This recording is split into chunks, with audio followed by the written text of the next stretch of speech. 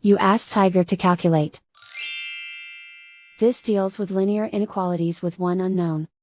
The final result is s equal or greater than 20. Let's solve it step by step. Swap sides.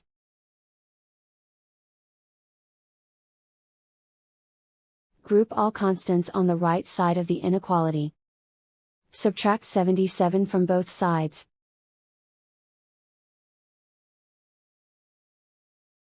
Group like terms.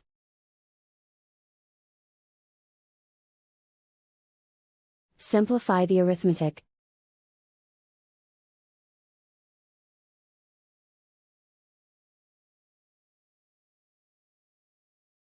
Convert the s into a positive number.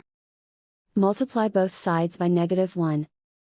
Whenever you multiply or divide by a negative, reverse the inequality sign.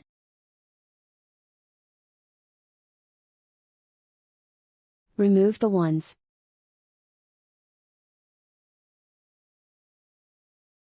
Simplify the arithmetic.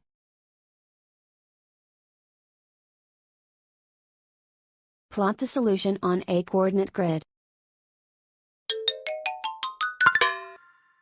And so the final result is s equal or greater than 20.